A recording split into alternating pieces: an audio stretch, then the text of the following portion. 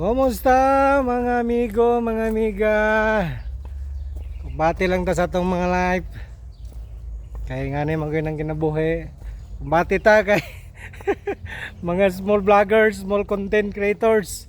Kaya nga tong mga kompetensya, mga artista. Nag-vlogger na kuno sila kay wa na may show. Pastilan dolor no. Sana lang ning kinabuhi na to karon. Oh, gwapo kayo akong area diri, bugnaw kayo.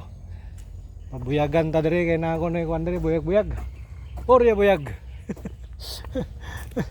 Bati lang ta guys. Bati sa live, no? Bahalag ni Tibo basta dili negatibo, di ba?